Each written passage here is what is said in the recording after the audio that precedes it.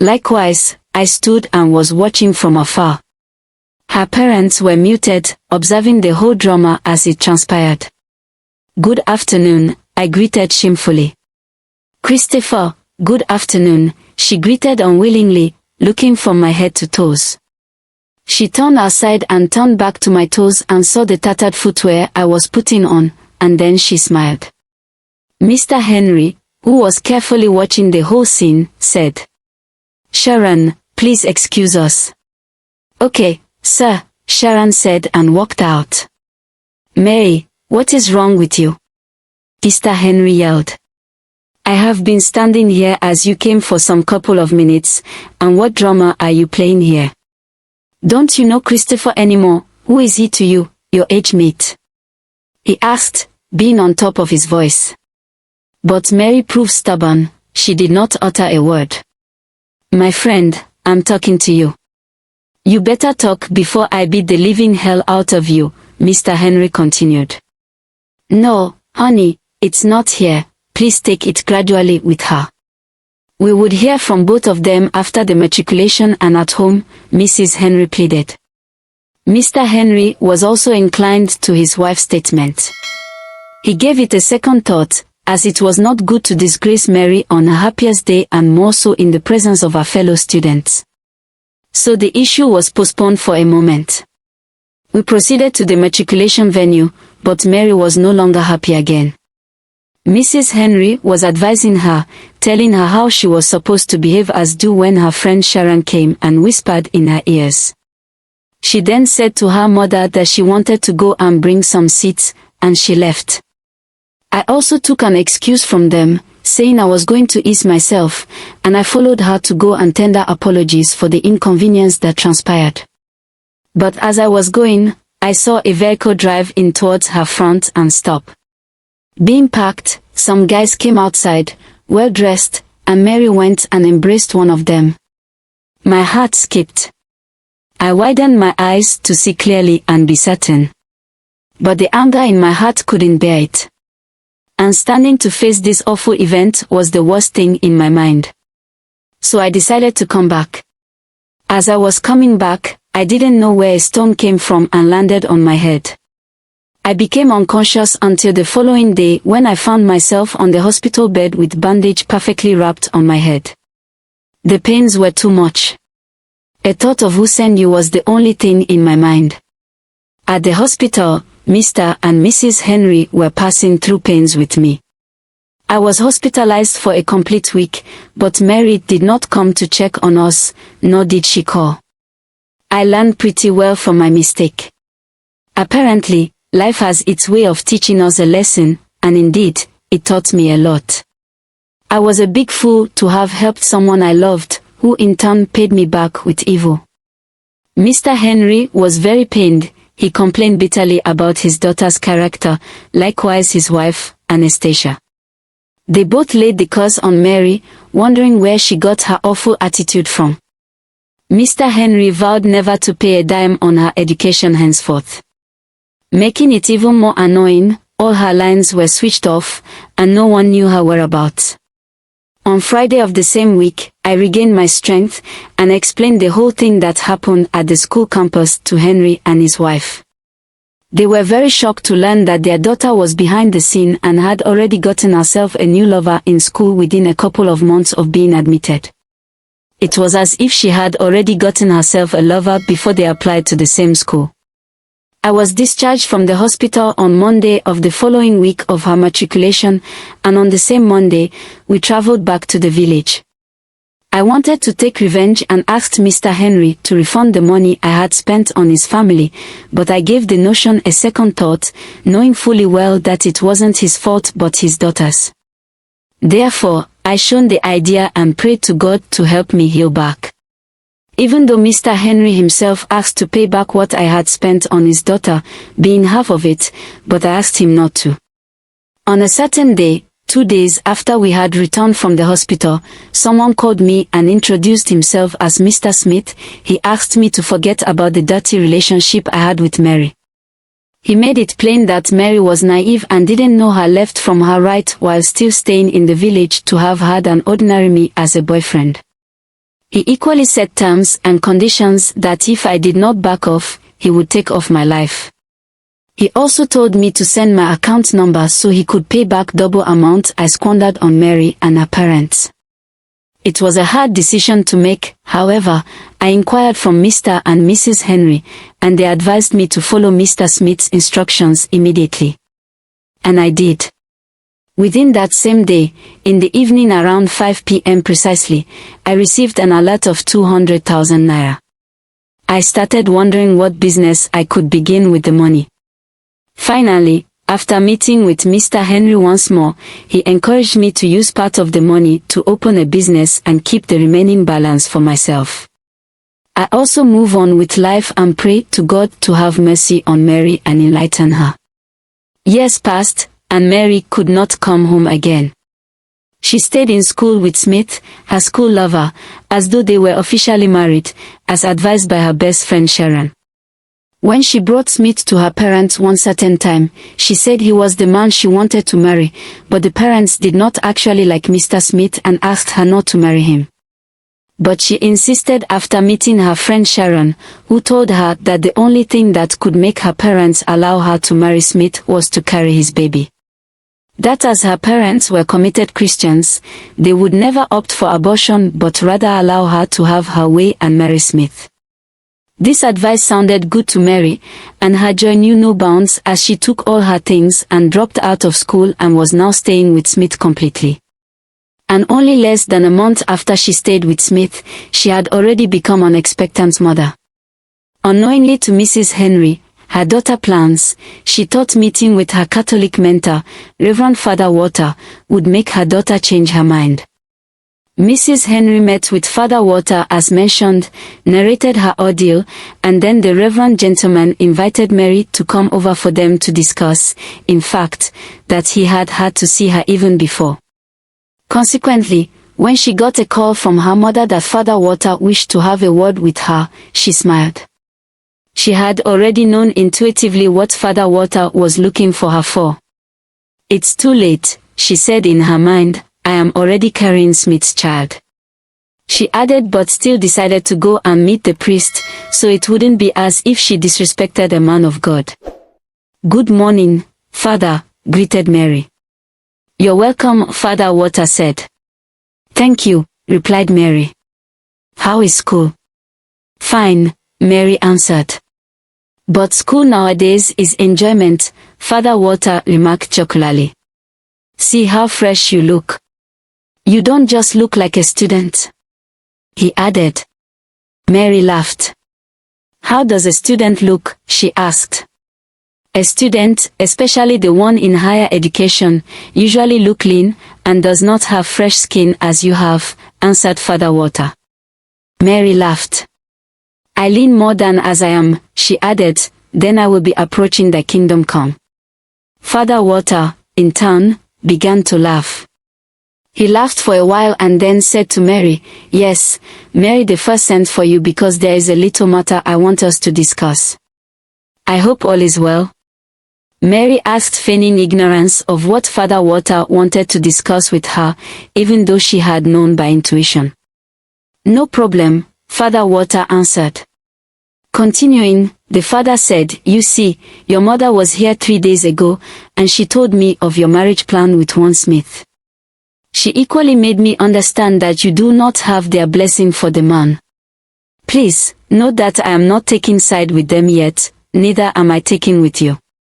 I only invited you so that I can hear your own version of the story and for us to rub minds together and find a common ground. Marriage is supposed to last for a lifetime. Therefore, care must be taken to select a partner. If care is not taken to select a partner, it becomes everlasting mistake. For this everlasting mistake to be avoided, that is the essence of being careful. So please, what is the bone of contention?" Father asked keenly. Mary smiled and then said, "When my mom told me that you needed my attention, I knew that what you were looking for me for might not be unconnected with my proposed marriage. I equally knew that before you sent for me, that my mom must have made mountain of the marriage out of an anthill. But father, I don't blame my parents' reasoning because I know that it is age that is telling on them. They are doing all this because I refused to marry Christopher after he had been spending a lot on me and them. But then father, answer me this question, Mary said. Go ahead my dear, said Father Walter. Do you ever hear that parents are the ones selecting partner for their children in this part of the world again? No, but their obligations are also involved in the selection. They make sure that their children find but a better person who is not going to enslave them on the long journey. Father Walter answered. But to be candid, what really made you to refuse to marry the Christopher who have been striving with his meager resources to put a smile on your face and that of your parents? It's because he's not financially buoyant, or what really made you to have a change of heart immediately as you left him to school? If I could sense it very clearly, your mother told me that he's the one that sponsored you, said Father Walter. Yes father, but my fiancé had settled him back, Mary said, stammering. Mary, let us be realistic here. Do you actually listen to what you have just said? Are you now telling me that someone who out of his poverty used his single kobo to pay for your education, you do not love him? But why didn't you tell him to stop spending on you when you first started the relationship? Mary became quiet in order not to get Father Walter upset, supposing this was not coming from the father Mary wouldn't have endured. While still sitting, Father Walter then said, well, let's not argue so much on this, but my question is, how do you get into marriage without the consent of your parents? It is possible, Mary answered. But father, I don't expect to hear this from you. Are you now saying that if my parents decide not to endorse any man wishes to marry me, I should remain single for life? But that can never be possible, father said. Your parents can never want you to remain single for life because the joy of parents is to be alive and witness the marriage of her children. Good, Mary exclaimed. Father, I am not going to back out, she added, convince my parents to support the marriage. After all, I am old enough like the mature okra to decide the man to marry myself. She explained, more serious. And that's where all you children of nowadays get it wrong, Father Walter remarked with a sad tone. You claim you know it all and want to be left alone to do things your own way. But most of the time, when you do things your way, it doesn't go well in the future. Take it or leave it, what comes to mind is that the man is wealthy. But don't forget that many rich people today make their money through fraudulent activities. You can imagine the rate of crime in our society today. I'm not saying that man is a criminal, I don't know him. But I advise you to look before you leap, don't be carried away by the man's personality or wealth. Let's cool down and make a proper investigation of the kind of person he is. In fact, I want you to invite him, I want to see him and interview him myself. It's all right, father, I will do so, replied Mary. But father, there's a little problem now. What's the problem? Father Walter asked. Mary answered, I'm already carrying the man's baby. If I fail to marry him now, who will father the baby? Or can you help me with some money to abort it? Father Walter, for the first time, became furious. I should help you with money to commit murder, he yelled at Mary. Don't you know that abortion is murder? Let me warn you now, never abort that baby. If you do, you risk hell. You should have told me since you're pregnant for the man and avoided this unnecessary flogging of dead horse. Now, since you've taken in for the man, you have no option but to marry him. So, goodbye and good luck. Mary reluctantly got up, seemingly unhappy about being pregnant for the man, but inwardly, she was very happy. Goodbye, father, she bade Father Walter. Goodbye, replied Father Walter. Fast forwarding, the marriage ceremony between Mary and Smith was arranged, and the event took place at Mr. Henry's residence. Many people from the community attended, including old women and men, children and adults. All local marriage rites were perfectly observed. As the man of the house giving his beloved daughter away in marriage, Mr. Henry was called upon to offer words of encouragement and pray for his to-be son-in-law and daughter, Mary. However, to the greatest surprise of the people, his prayer was short and punctuated with parables that were not easy to decipher.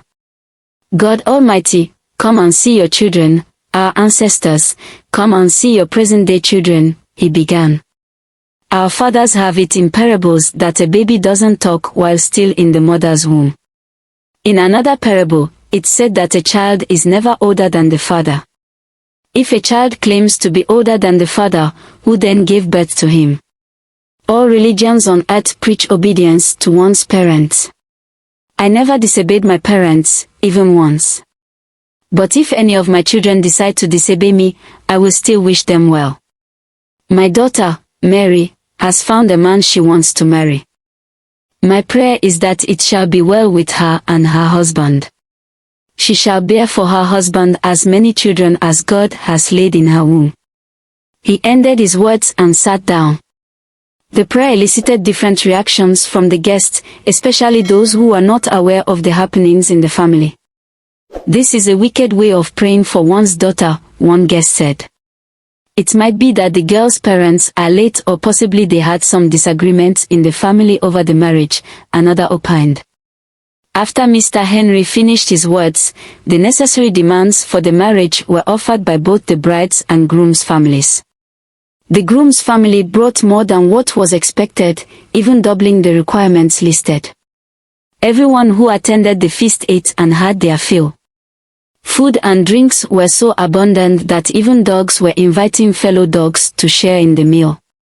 The day's activity ended with the responsible ones going home when they had had their fill, while the drunkards and gluttons slept in Mr. Henry's compound, eating and drinking till daybreak. 2 days after, Smith came back for the taking of wife ceremony. Taking of wife was not a serious ceremony. Most times, it was usually an indoor event involving only the families of the bride and groom. But Smith made his own a very grand occasion. In fact, it was even more colorful than his bride price paying. The crowds that attended the occasion were almost times 2 of what came the day Smith paid bride price. The reason for this was because the news of what Smith spent on the day he paid Mary's bride price circulated like bushfire in the whole community. Consequently, those who couldn't make it during traditional marriage ceremony swore not to miss the taking of wife event either to catch a glimpse of Smith, the handsome, rich and over-generous young man, or to video him and post on the internet and make their own money.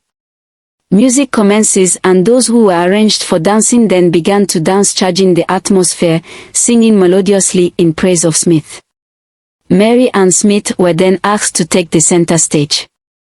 As they danced, Smith's friends began to display. They began to fling dollars, euros, pounds sterling, naira etc. up such that, at a point, the sky was almost eclipsed with money. The thieves in the community never had it so good. They all had their pockets loaded with foreign currencies and Smith did not mind. The ceremony was brought to a close when a Hummer Jeep parked beside Smith and Mary. They went in and waved happily to the crowd. The crowd waved back and they zoomed off to Smith's house.